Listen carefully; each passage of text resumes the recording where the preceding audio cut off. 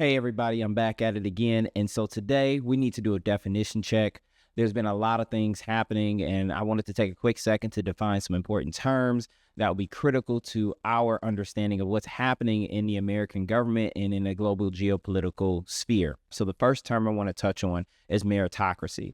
A meritocracy is something you've heard a lot about, and meritocracy, by definition, is a system in which power, positions, or rewards are distributed based on individual talent and achievement rather than wealth or social class or political connection. Simply put, it means the best person for the job is who gets the job. In a meritocracy, people succeed because they've earned it through hard work, skill, performance, what have you. And it's not because they were born into the right family or know the right people.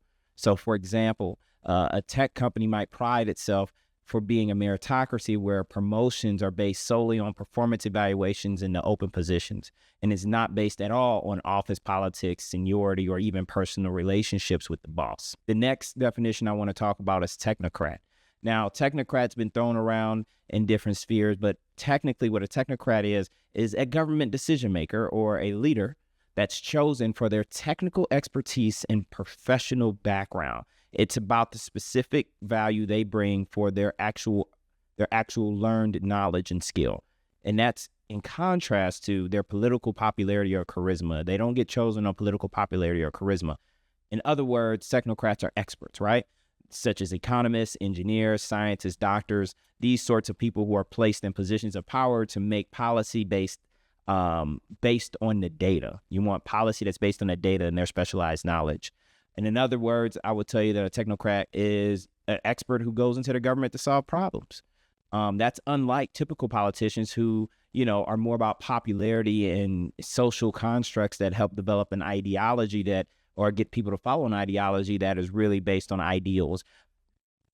Technocrats are not supposed to be playing in that type of lane. Technocrats rely on facts, science, and their expertise to make decisions instead of political instincts or public opinion. They don't rely on public opinion. They don't rely on political instincts. They're often always seen as being nonpartisan.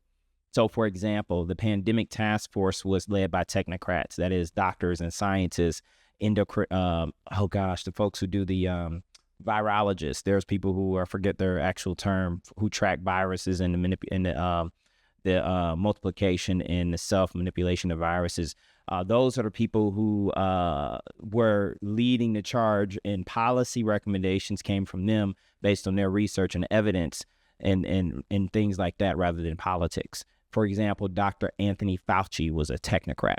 Let's talk populism. Populism is a political approach, okay? It's a political approach or a movement that champions, or at least claims to champion, the common people, the common person, the everyday man. Populism is usually manifested by espousing the contrast of the people versus the elite, or, the real versus a establishment type of folks. So populist movements often argue that ordinary citizens are being ignored by elites, such as the wealthy, the political establishment, or even other powerful groups.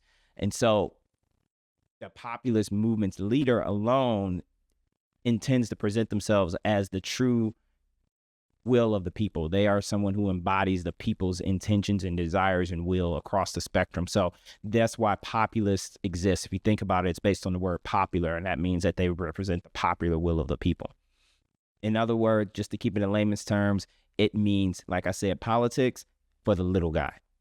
That's a populist politician. Politics for the little guy. They'll say that they're taking all the little guys and they're standing up for all the little guys, all the everyday people, against the elites or the establishment. And they often blame that ruling class or those experts even for the country's problems. And they promise to listen to those common folk on the ground.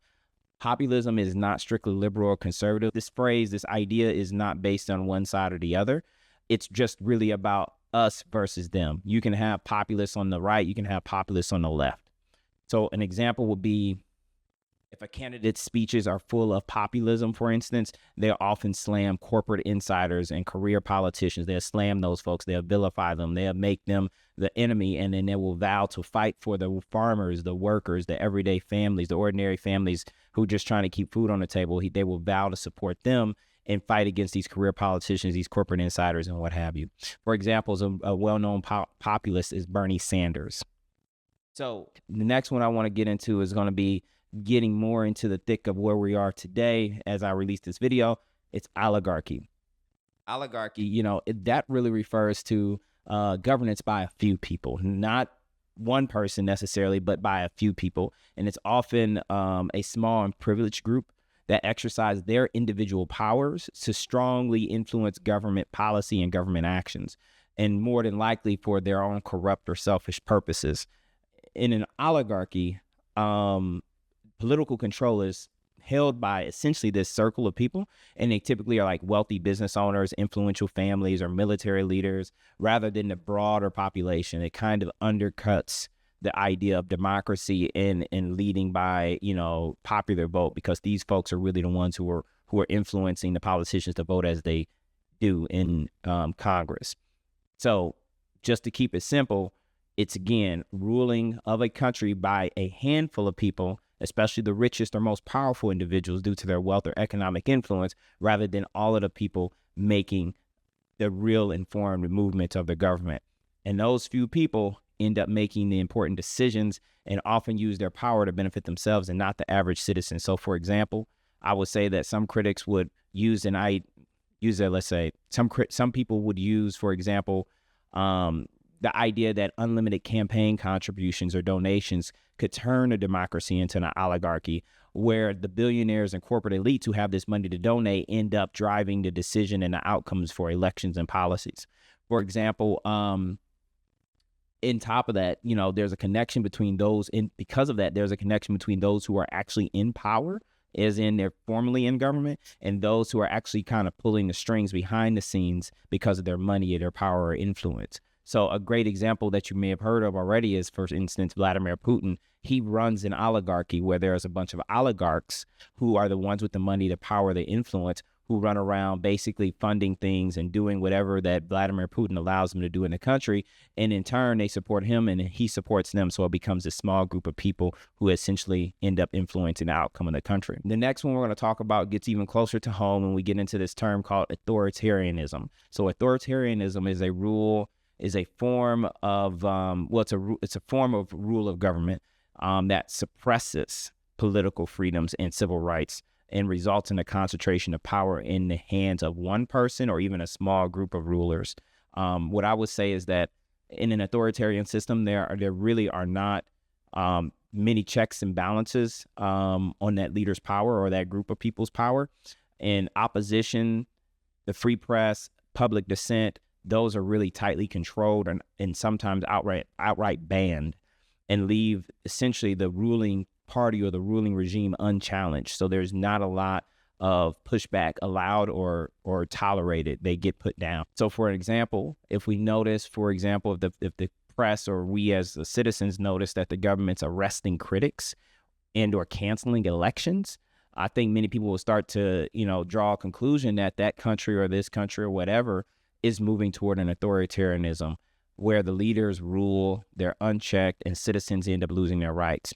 One example of this that's cited right now is Kim Jong-un of North Korea, where basically, despite all of the, showmanship of there being some freedom and them things that are going on, he's really unchecked and he's unchallenged, right? So that's an authoritarian government. One term that builds off of authoritarianism that's very, very important, that actually is more germane to America's situation in many people's opinion, is fascism. Fascism is defined as a political movement that embraces far-right nationalism. So the one thing about fascism is it requires far-right nationalism to be part of the recipe.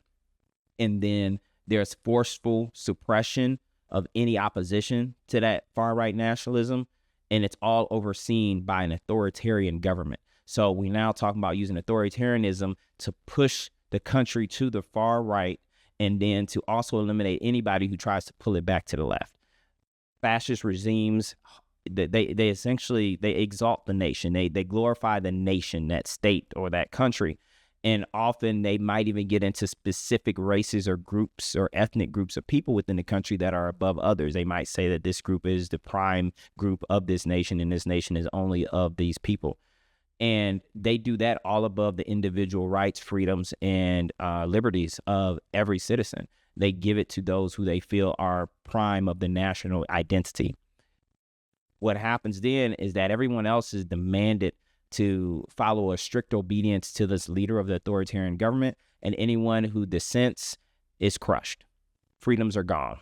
Fascism is an extreme form of authoritarian rule.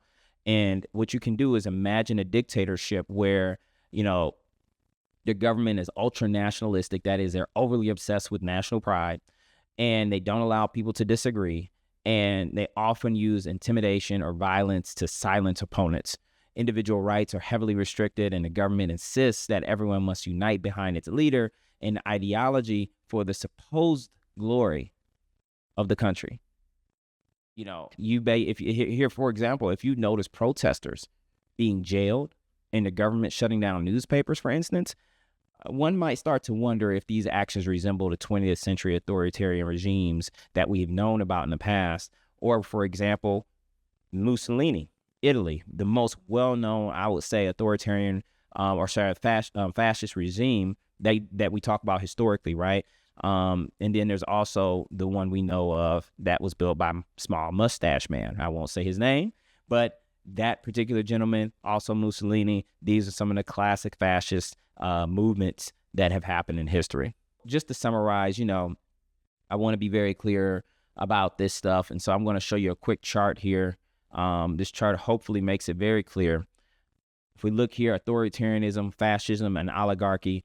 Authoritarianism, strict control and limited freedoms, where it's just one leader or a small ruling group, and they suppress dissent and centralize power to maintain control and order. Whereas fascism is authoritarianism with an extreme nationalist bias to it. That usually is ran by just one specific person, and their intention is to glorify the state, promote the nationalism of that state, and potentially promote a certain racial or ethnic group. And their intention overall is to not only unify the country under this ideology, but also expand national power. That means the government has absolute rule, and the government may seek to take other countries. Listen to me closely. It may seek to take other countries and other lands under its control. And then oligarchy is ruled by a small elite group of people who are wealthier and powerful individuals. They serve elite interests, and they preserve them in their interests through essentially pushing the government officials to vote and make policy and make decisions as they wish to preserve their elite powers and privilege. And basically, they don't care about any ideology except themselves. We got to be careful in these times. These are the times where things start to get muddled in the water. People claim that folks don't know what they're talking about. A lot of definition slinging, a lot of new terms are being invented and thrown around to try to obfuscate or otherwise redirect the thought process of the public, because there are so many things happening. It benefits various groups to keep the eyes on other things other than what they might be doing. So there's going to be more definitions I'm going to go through in the future, but I wanted to just take a few seconds today, hit you with those. They're big ones. They're happening right now. They're all over the place. We know them from the past in 2024, but here in 2025, sitting in the hot seat today, I thought that it was critical that we take some time and remind ourselves, what does this stuff really mean? What do these words, these phrases, these terms really mean? I hope it was helpful. Thank you. Talk to you again soon.